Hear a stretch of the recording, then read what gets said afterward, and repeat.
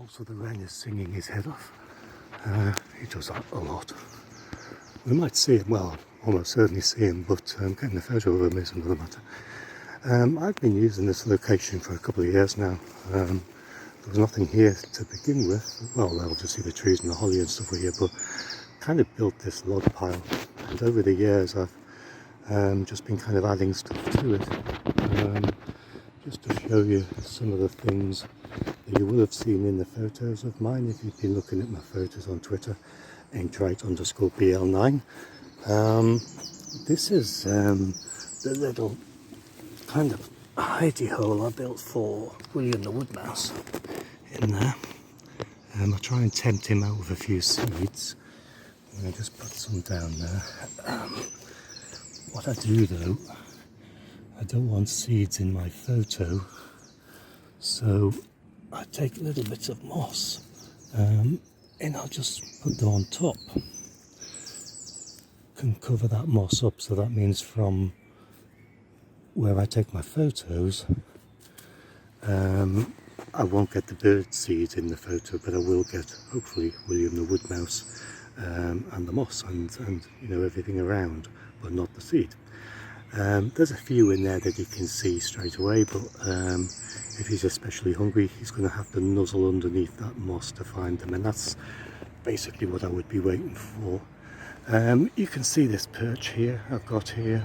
I change this regularly because they get worn out, the moss gets dried, and you know, with all of the claws and beaks and things rubbing on it. Horizontal-ish there, you know, but there's a kind of a slopey bit as well. Birds will land, you know, here, there and everywhere. There's a little cubby hole back there. Sometimes I put a trail camera out here and just record kind of what's going on from that perspective, but I don't want the trail camera in the photos that I'm taking from behind me here, so it helps keep that out the way. Lots of the photos that I put on Twitter are taken here. Cynthia the song thrush, William the wood mouse, all of the kind of the characters that are in my life. Well, not all of them, but a lot of them are photographed here. It's getting very worn now, very tired. We're getting to the time of the year when I'll spend less time in the woods because the foliage means that, you know, the canopy above means there won't be much light in here. And all around us there is Himalayan balsam. All of the stuff on the ground here, it's all Himalayan balsam, grows to as tall as I am, and pretty much the whole place becomes very, very shaded and not that suitable for photography. So I do often go for a walk through there, but not at this time of the year. Too much risk of standing on a nest or on fledglings or whatever, so I stick to the paths at this time of the year. And yeah, so that's the log pile, as I call it. You've also got a few, this is a nice little place there. This is a good little tip if you've got nuthatches living where you are. Nuthatches like to approach their food from above. They like to point themselves down, so if you put a pile of birdseed at the base of a slopey chunk of wood like that, pick something that's got a nice texture and colour. With a bit of luck, you'll get a nuthatch kind of clinging to that pointed down. You just got to try and keep the birdseed out of the photo if you can. You could cover it with moss or, you know, just arrange the log carefully. But if I've got a photo that's been taken on that log of a nuthatch pointing down, I think I have, I will post it. Otherwise, it's just a log pile in the woods. You know, you don't really need much more than that. And because I've been using it for such a long time, this is where I sit incidentally, this little rock on here. I sit myself down and see what comes up. The light isn't very good at the moment, but there's a lot of blue in the sky, so I'm hoping it's just a cloud. The birds are singing. I'm going to sit myself down and see what we get. Just while I'm sat here, Rocky the robin has turned up. There he is. Oh, he's gone up into that tree up there now. He's been singing away. He stopped, of course, as soon as I said that. There he goes. He's been singing away since I got here. He kind of lives here. He's got a mate, Marilyn. They kind of live in this area really. As soon as I get here, one of them or both of them are usually here. And I've taken a lot of photographs of this robin in this location. I've put that perch out there because I'm going to try and get some birds landing on that with that ivy in the background. Now I'm using a 300mm prime lens, which means I've got to be very careful where I position myself, because I can't zoom in and zoom out without getting up and walking backwards or forwards. So you want to be, you know, 2-3 yards away at least. That'll mean you'll get a decent sized image of the bird sitting on that perch that we're looking at there. It also means if something bigger should turn up on there, I could still get that in the frame as well. Any closer, I'd get a bigger photograph of a small bird, but I wouldn't get a big bird in the frame. If I go too far away, I've got a much smaller picture of the small bird, so I'm going to have to crop into that image more to get the sized final image that I want. So notice there's a separation between that perch and the holly in the background. That separation means that from this perspective I'm going to get a nice dark green blurry background. Well, not necessarily dark green, depends on what the light is like. But that's kind of the setup here. I'm just going to sit and wait here now, put a bit of bird seed out and see if we get anything landing. And if there is, I'll hopefully take their photographs and hopefully post them along with this video. So I'll switch this off now and get on taking some photos. One of the things you really need to be aware of when you're sitting taking photographs in a place like this, you know, where you've got kind of dappled shade. I've got the sun behind, well, it's to my right at the moment, but it kind of swings around from the right over there, around behind me, and it ends up over there. If the sun's out, it's still coming through all of these trees. So you can be looking down the viewfinder and you can be seeing the light kind of changing as you're taking your photographs. You can, you know, suddenly go from quite bright like we've got now. Sun, you know, 10 minutes later is the wrong side of a tree behind me, and now I've got kind of bits of shade here.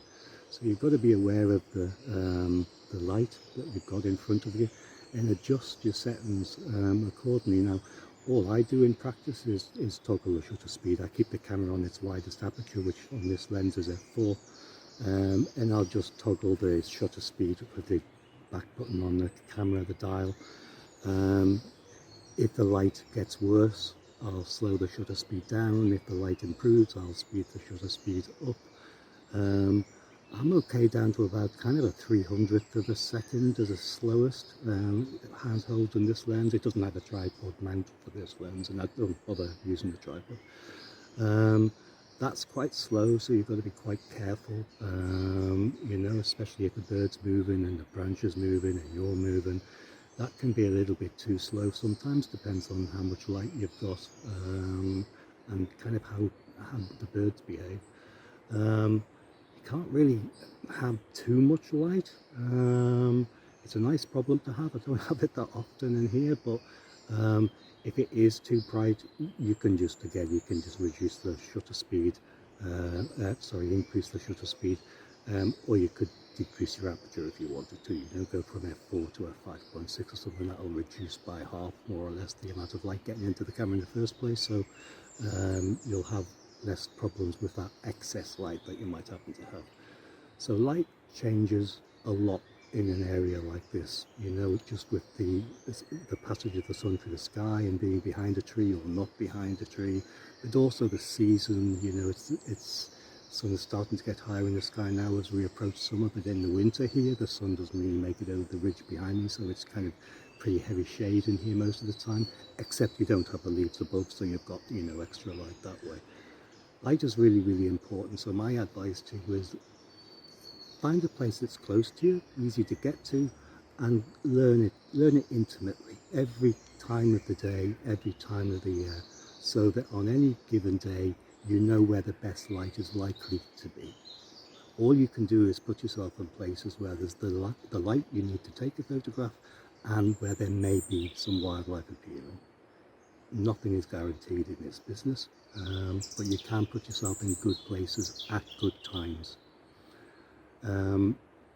I mentioned before that perch that I've got put out there, and that's specifically so I can get some photographs of birds hopefully today sitting on that perch with that nice background behind them. I've got the sun shining right in their faces if it's out.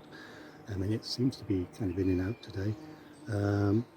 As I say, think about the photographs you want to end up with and put yourself somewhere where you may get them if the wildlife turns up. If it doesn't, you know what, you've still been out, you've still had some fresh air. I've got the bloody great bumblebees buzzing around me now. I'm not scared of bees, fortunately. There's a wren singing, I've got Rocky the robin entertaining me. You know what, if I go home with no photos, I've still had a nice day. So I'm going to crack on and take some photos, hopefully, and I'll speak to you shortly. Got a few birds starting to appear now. There's a nuthatch around, Rocky the robin's around. I'm taking a photograph of him. Hopefully, if he stays still, if he stays. Try and get that twinkle in the eye if you can. You know, that's what gives the bird life. If you get what I call a dead eye, which is kind of an eye with no twinkle in it, it just never looks quite as alive as it does with the twinkle. Rocky's munching away on all of the birdseed that I'd actually put down there for William the woodmouse, but William the woodmouse hasn't turned up as far as I can see. He's really sneaky. You have to keep an eye out for him. There's a coal tit down there. There's lots of coal tits around here. I call them all column. And then suddenly, from 3 or 4 different birds, you're back to zero again. And that's what it's like. They do their own thing, and I'm just sitting here among them, hoping to do mine. I suppose while I sit here, waiting for these birds to appear, it's a bit of a lull at the moment. You find this in the woods all year round, really. There are times in the day where it's suddenly the activity just drops. There's still plenty of things singing, but they're not landing here so much. It's mild, you know. It's they've been up and about for a while now. They're probably not especially hungry. They're busy doing other stuff, you know, and not getting a lot of traffic here. So it gives me a chance really to talk about why I think this is such a good hobby to have, and I genuinely do. It's kind of changed my life for the better. I first started photography, I guess, well, I don't guess, it was 7 years ago, 2016. I moved here. A year prior to that, I'd never owned a camera before other than a kind of a point and shoot camera, which I've actually still got at home. I've got a collection of vintage cameras at home. I'm going to do a video on those one day. Among them is the camera I had when I was a kid, but I never really got into photography until I bought a DSLR about 7 years ago. To begin with, I only had the kit lens. It was a 55mm lens. It wasn't really any use for bird photography. It took a while to save up the cash to get a decent wildlife kind of capable lens. That was about 4 years ago. I've been taking bird photographs mainly. I mean, I've taken wildlife photos of all sorts, but birds are the most common wildlife that we see, the most visible, I suppose. It's starting to get into butterfly season now.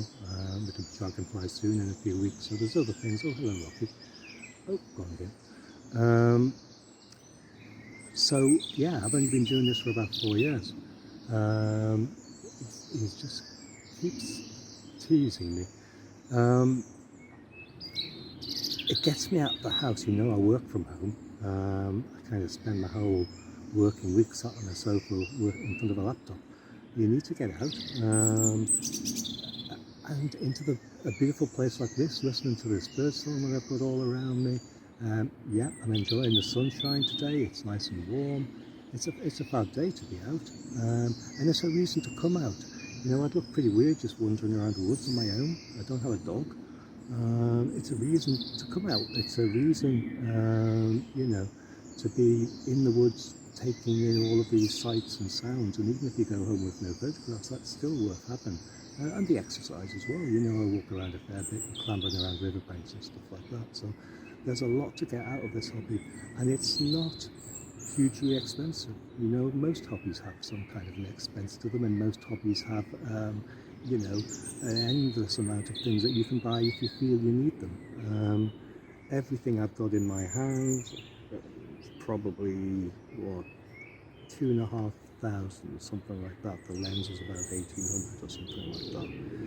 The camera was about 800 quid. When they were new, and that's saying this is like 3 or 4 years ago. I got an extender in the bag that was another 500 quid, so £2,500, let's say, plus some money for memory cards and all that sort of clothing and all of that other stuff. And that can be redone, I haven't spent a significant amount of money on photography except for kind of consumables, memory cards and stuff like that for a couple of years now, so, maybe I've invested £3 grand in this hobby. That's what a decent mountain bike's going to cost you, isn't it, if that were your hobby? But you can buy a cheaper mountain bike, and you can buy a cheaper camera, or you can buy a second hand, There's plenty of reviews online if you're looking for a lens or an entry-level camera and lens.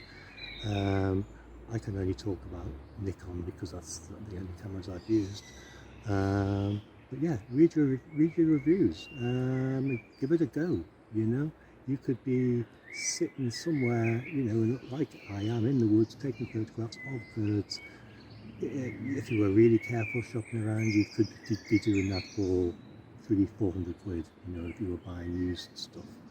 It's a great hobby. It's got lots of benefits, especially at this time when kind of mental health and well-being is so important, and people are starting to recognise that this disconnect we have from nature is not helpful for nature or for us.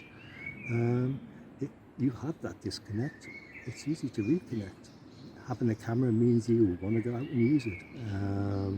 Taking photographs means you'll want to take better photographs, and the whole thing starts to become not a hobby but a passion.